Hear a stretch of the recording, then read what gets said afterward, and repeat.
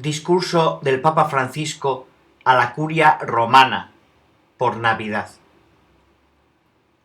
Sábado 21 de diciembre de 2019. Lectura dramatizada.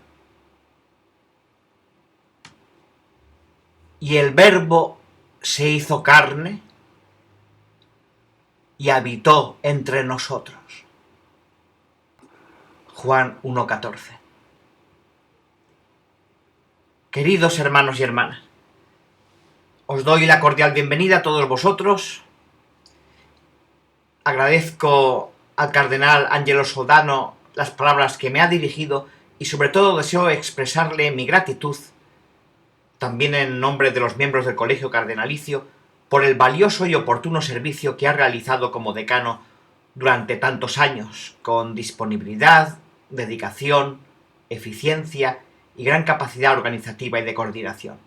Gracias de corazón, eminencia. Ahora toca a los cardenales y obispos elegir un nuevo decano. Espero que elijáis a alguno que se ocupe a tiempo completo de este cargo tan importante. Gracias. A vosotros aquí presentes, a vuestros colaboradores, a todas las personas que prestáis servicio en la curia, como también a los representantes pontificios y a cuantos colaboran con ellos, os deseo una santa y alegre Navidad. Y a estos saludos añado mi agradecimiento por la dedicación cotidiana que ofrecéis al servicio de la Iglesia. Muchas gracias. También este año el Señor nos ofrece la ocasión de encontrarnos para este gesto de comunión que refuerza nuestra fraternidad y está enraizado en la contemplación del amor de Dios que se revela en la Navidad. En efecto, el nacimiento de Cristo, ha escrito un místico de nuestro tiempo, es el testimonio más fuerte y elocuente de cuánto Dios ha amado al hombre. Lo ha amado con un amor personal. Es por eso que ha tomado un cuerpo humano al que se ha unido. Y lo ha hecho así para siempre. El nacimiento de Cristo es en sí mismo una alianza de amor, estipulada para siempre entre Dios y el hombre.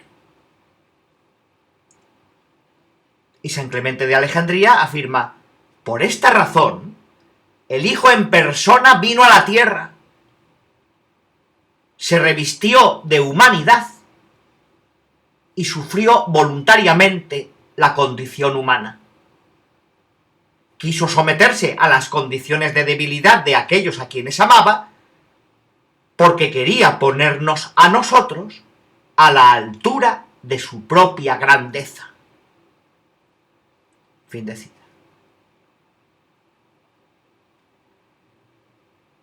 Considerando tanta bondad y tanto amor,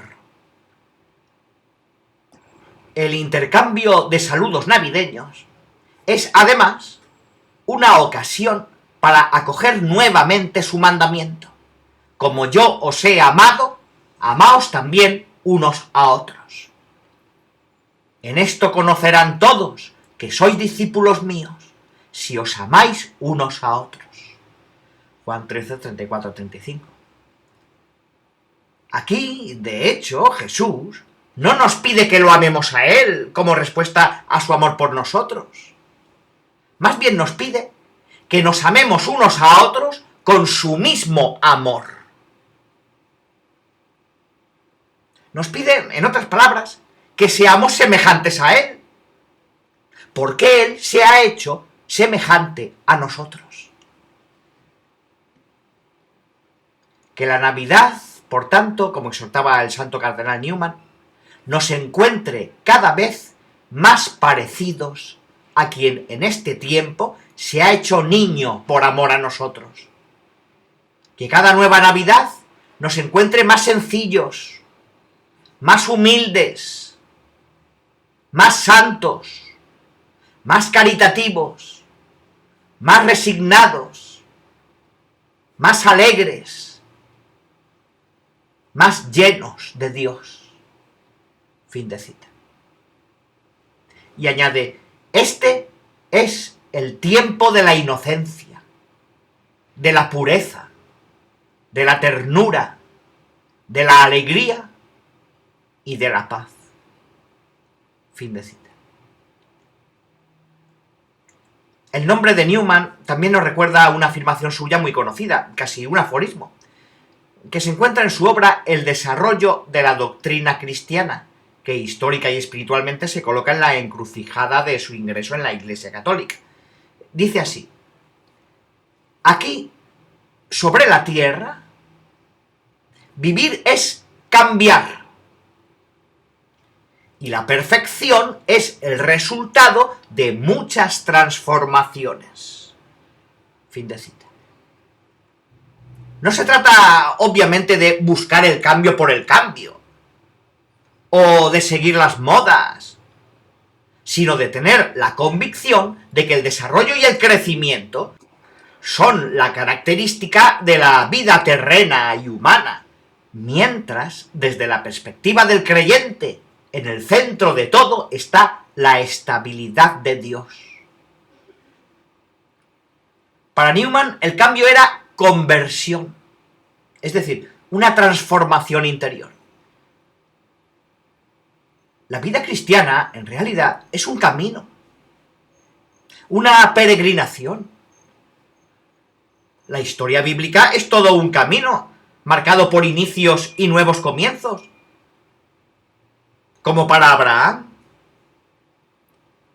como para cuantos 2000 años atrás en Galilea se pusieron en camino para seguir a Jesús. Sacaron las barcas a tierra y, dejándolo todo, lo siguieron.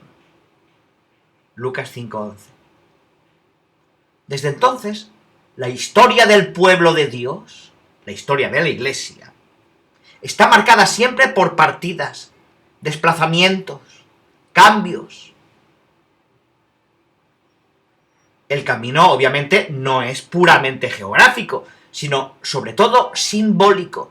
Es una invitación a descubrir el movimiento del corazón, que paradójicamente necesita partir para poder permanecer. Cambiar para poder ser fiel. Todo esto tiene una particular importancia en nuestro tiempo, porque no estamos viviendo simplemente una época de cambios, sino un cambio de época. Por tanto, estamos en uno de esos momentos en que los cambios no son más lineales, sino de profunda transformación. Constituyen elecciones que transforman velozmente el modo de vivir, de interactuar, de comunicar y elaborar el pensamiento, de relacionarse entre las generaciones humanas y de comprender y vivir la fe y la ciencia. A menudo sucede que se vive el cambio limitándose a usar un nuevo vestuario y después en realidad se queda como era antes. Recuerdo la expresión enigmática que se lee en una famosa novela italiana, en El Gattopardo de Giuseppe Tomasi di Lampedusa. Si queremos que todo siga como está, es preciso que todo cambie. Fin de cita. La actitud sana es más bien la de dejarse interrogar por los desafíos del tiempo presente y comprenderlos con las virtudes del discernimiento, de la parresía y de la hipomone. El cambio, en este caso, asumiría otro aspecto, de elemento de contorno, de contexto o de pretexto, de paisaje externo. Se volvería cada vez más humano y también más cristiano. Sería siempre un cambio externo, pero realizado a partir del centro mismo del hombre.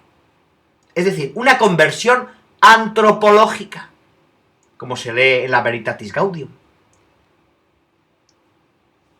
Nosotros debemos iniciar procesos y no ocupar espacios. Dios se manifiesta en una revelación histórica, en el tiempo. El tiempo da inicio a los procesos, el espacio los cristaliza. Dios se encuentra en el tiempo, en los procesos en curso. No es necesario privilegiar los espacios de poder respecto a los tiempos incluso largos de los procesos. Nosotros debemos iniciar procesos más que ocupar espacios. Dios se manifiesta en el tiempo y está presente en los procesos de la historia. Esto hace privilegiar las acciones que generan dinámicas nuevas. Y reclama paciencia, reclama espera. Por esto urge que leamos los signos de los tiempos con los ojos de la fe, para que la dirección de este cambio despierte nuevas y viejas preguntas con las cuales es justo y necesario confrontarse. Afrontando hoy el tema del cambio, que se funda principalmente en la fidelidad al depositum fidei y a la tradición,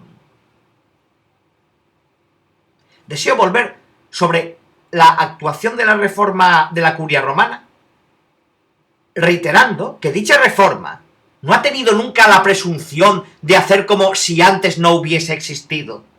Al contrario, se ha apuntado a valorizar todo lo bueno que se ha hecho en la compleja historia de la Curia.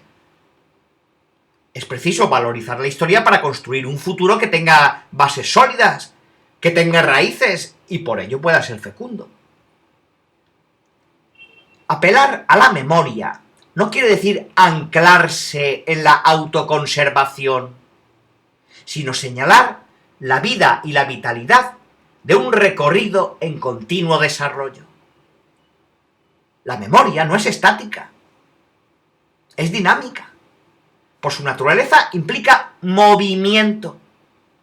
La tradición no es estática, es dinámica. Como decía aquel gran hombre, la tradición es la garantía del futuro y no la custodia de las cenizas. Queridos hermanos y hermanas, en nuestros anteriores encuentros natalicios os hablé de los criterios que han inspirado este trabajo de reforma. Alenté también algunas actuaciones que ya se han realizado, sea definitivamente, sea ad experimentum. En el año 2017 evidencié algunas novedades de la organización curial, como por ejemplo la tercera sección de la Secretaría de Estado, que está yendo muy bien. O las relaciones entre la Curia Romana y las iglesias particulares, recordando también la antigua praxis de las visitas ad limina apostolorum. O la estructura de algunos dicasterios, particularmente el de las iglesias orientales y otros para el diálogo ecuménico o para el interreligioso, en modo particular con el judaísmo. En el encuentro de hoy quisiera detenerme en algunos de los otros dicasterios, partiendo desde el núcleo de la Reforma, es decir, de la primera y más importante tarea de la Iglesia, la evangelización. San Pablo VI afirmó: evangelizar constituye, en efecto, la dicha y vocación propia de la Iglesia, su identidad más profunda. Ella existe para evangelizar. Fin de cita. Es la Evangelii Gaudium, que también hoy continúa a ser el documento pastoral más importante después del concilio. Es actual. En realidad, el objetivo actual de la Reforma es que las costumbres, los estilos, los horarios, el lenguaje y toda estructura eclesial se convierta en un cauce adecuado para la evangelización del mundo actual, más que para la autopreservación. La reforma de estructuras que exige la conversión pastoral solo puede entenderse en este sentido: procurar que todas ellas se vuelvan más misioneras. Y entonces, inspirándose precisamente en este magisterio de los sucesores de Pedro desde el Concilio Vaticano II hasta hoy, se consideró proponer para la nueva constitución apostólica que se está preparando sobre la reforma de la Curia Romana el título de Predicate Evangelium, la actitud misionera. Por eso mi pensamiento se dirige hoy a algunos dicasterios de la Curia Romana que explícitamente se refieren a esta cuestión en su denominación: la Congregación para la Doctrina de la Fe, la Congregación para la Evangelización de los Pueblos. Pienso también en el Dicasterio para la Comunicación y el Dicasterio para el Servicio del Desarrollo Humano Integral. Cuando estas dos primeras congregaciones citadas fueron instituidas, estábamos en una época donde era más sencillo distinguir entre dos vertientes bastante bien definidas: un mundo cristiano por un lado y un mundo todavía por evangelizar por el otro. Ahora, esta situación ya no existe.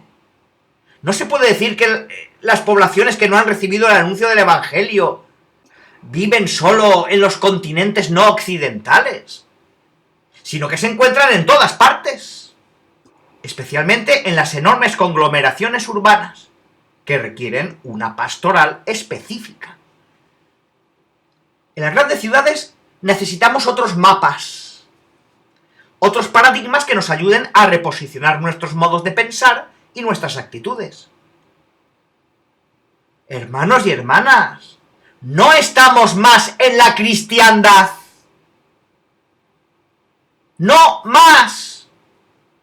Hoy no somos los únicos que producen cultura, ni los primeros, ni los más escuchados. Por tanto, necesitamos un cambio de mentalidad pastoral, que no quiere decir pasar a una pastoral relativista, no. ¿No estamos ya en un régimen de cristianismo? Porque la fe, especialmente en Europa, pero incluso en gran parte de Occidente, ya no constituye un presupuesto obvio de la vida común. De hecho, frecuentemente es incluso negada, burlada, marginada y ridiculizada. Esto fue evidenciado por Benedicto XVI cuando, al convocar el Año de la Fe, 2012, escribió: mientras que en el pasado era posible reconocer un tejido cultural unitario, ampliamente aceptado en su referencia al contenido de la fe y a los valores inspirados por ella, hoy no parece que sea ya así en vastos sectores de la sociedad, a causa de una profunda crisis de fe que afecta a muchas personas. Fin de cita.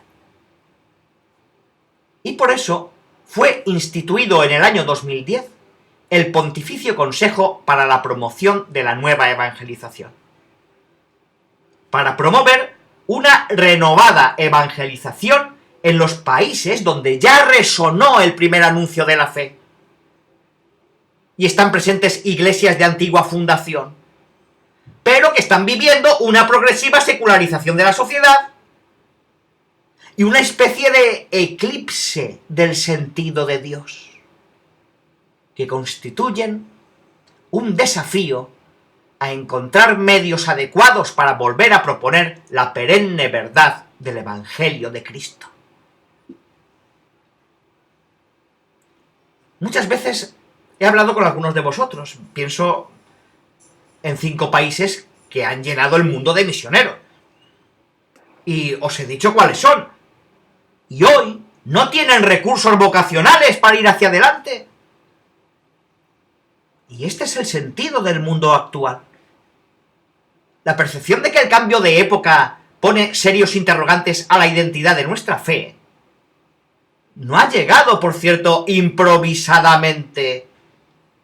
En tal cuadro se insertará también la expresión nueva evangelización adoptada por San Juan Pablo II, quien en la encíclica Redemptoris Missio escribió: hoy la Iglesia debe afrontar otros desafíos proyectándose hacia nuevas fronteras. tanto en la primera misión ad gentes como en la nueva evangelización de pueblos que han recibido ya el anuncio de Cristo. Es necesaria una nueva evangelización o reevangelización. Fin de cita. Todo esto comporta necesariamente cambios y puntos de atención distintos, tanto en los mencionados dicasterios como en la curia en general. Quisiera reservar también algunas consideraciones al dicasterio para la comunicación creado recientemente. ¿Estamos en la perspectiva del cambio de época? En cuanto amplias franjas de la humanidad están inmersas en él de manera ordinaria y continua. Ya no se trata solamente de usar instrumentos de comunicación, sino de vivir en una cultura ampliamente digitalizada, que afecta de modo muy profundo la noción de tiempo y espacio, la percepción de uno mismo, de los demás y del mundo, el modo de comunicar, de aprender, de informarse, de entrar en relación con los demás. Una manera de acercarse a la realidad que suele privilegiar la imagen respecto a la escucha y a la lectura incide en el modo de aprender y en el desarrollo del sentido crítico. Por lo tanto, al dicasterio para la comunicación se le ha confiado el encargo de reunir en una nueva institución a los 9 organismos que anteriormente se ocuparon de diversas maneras y con diferentes tareas de la comunicación. El Pontificio Consejo para las Comunicaciones Sociales, la Sala de Prensa de la Santa Sede, la Tipografía Vaticana, la Librería Editrice Vaticana, l'Observatore Romano, la Radio Vaticana, el Centro Televisivo Vaticano, el Servicio de Internet Vaticano y el Servicio Fotográfico. Sin embargo, esta unificación, en línea con lo que se ha dicho, no proyectaba una simple agrupación coordinativa, sino una armonización de los diferentes componentes para proponer una mejor oferta de servicios y también hacer una línea editorial coherente. La nueva cultura, marcada por factores de convergencia y multimedialidad, necesita una respuesta adecuada por parte de la sede apostólica en el área de la comunicación.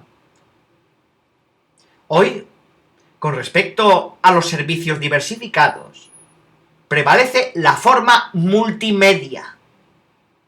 Y esto también indica la manera de concebirlos, pensarlos e implementarlos.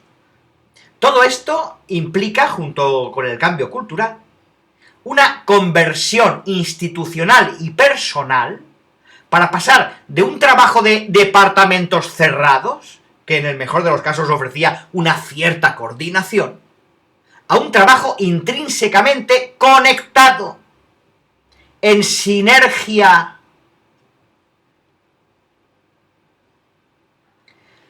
Queridos hermanos y hermanas, mucho de lo dicho hasta ahora también es válido en principio para el dicasterio para el servicio del desarrollo humano integral.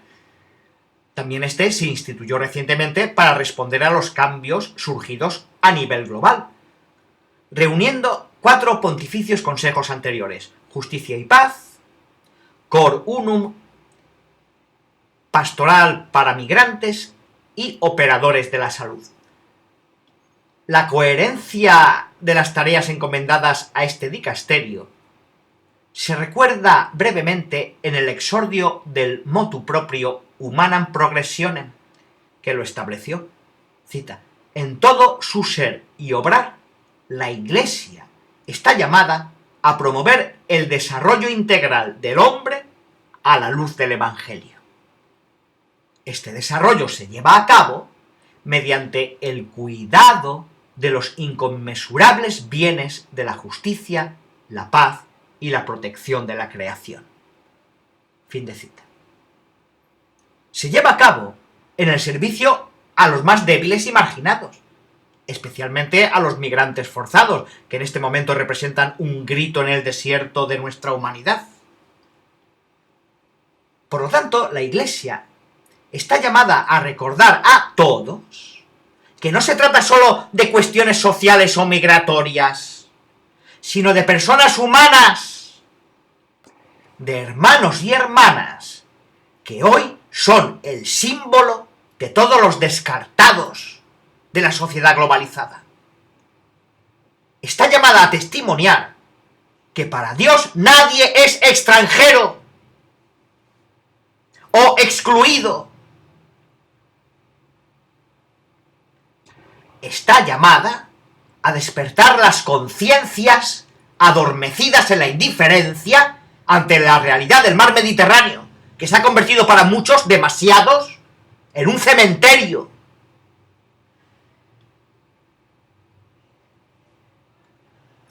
Me gustaría recordar la importancia del carácter de integralidad del desarrollo.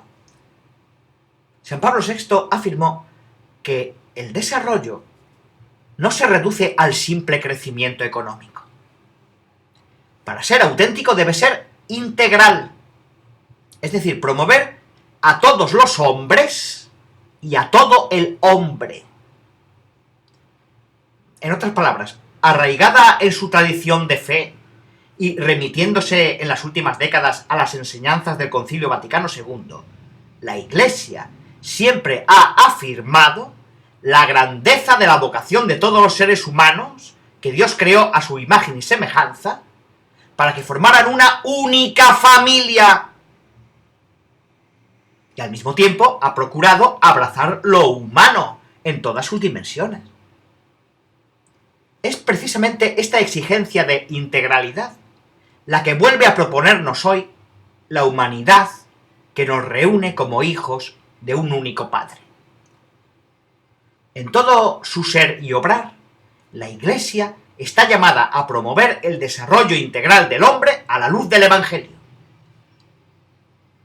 El Evangelio lleva siempre a la Iglesia la lógica de la encarnación. A Cristo, que ha asumido nuestra historia, la historia de cada uno de nosotros. Esto es lo que nos recuerda a la Navidad.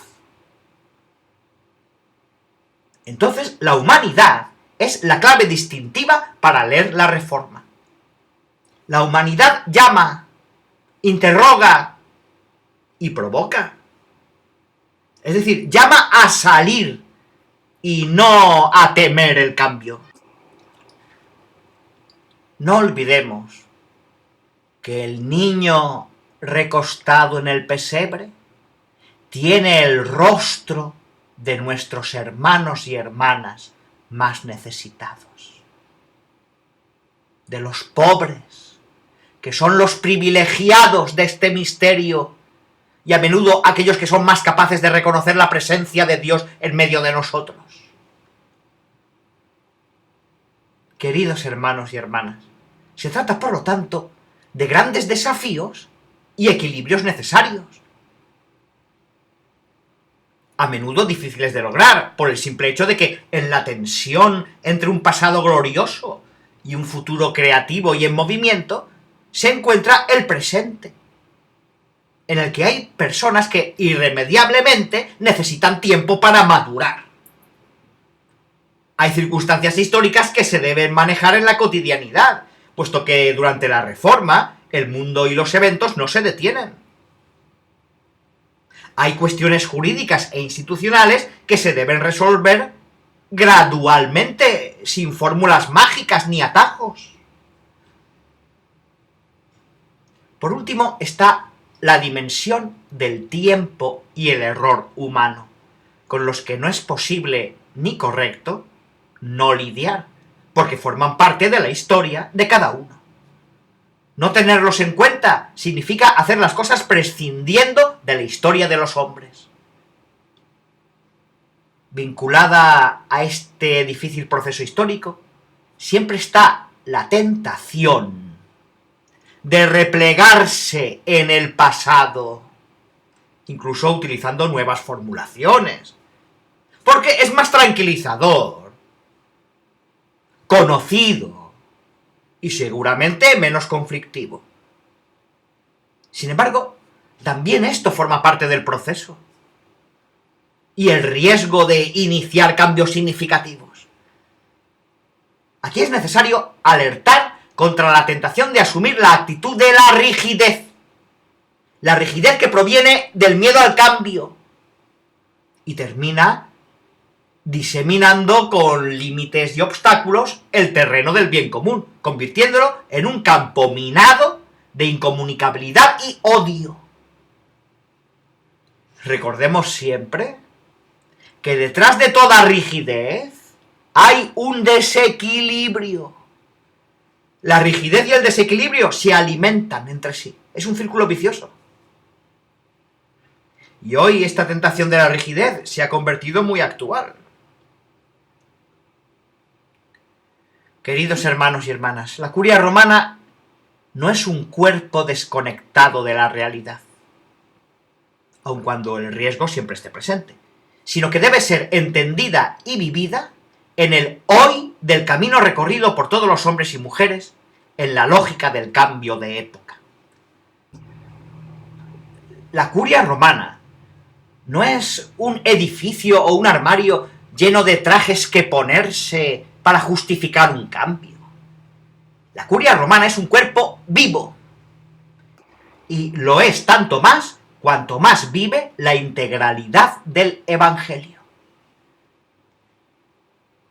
El cardenal Martini, en la última entrevista concedida pocos días antes de su muerte, pronunció palabras que nos deben hacer pensar. Cita: la Iglesia se ha quedado 200 años atrás. ¿Por qué no se sacude? ¿Tenemos miedo? ¿Miedo en lugar de valentía? Sin embargo, la fe es el cimiento de la Iglesia. La fe, la confianza, la valentía. Solo el amor vence al cansancio. Fin de cita. La Navidad es la fiesta del amor de Dios por nosotros. El amor divino que inspira, dirige y corrige la transformación. Y derrota el miedo humano de dejar lo seguro para lanzarse hacia el misterio. Feliz Navidad para todos. Gracias.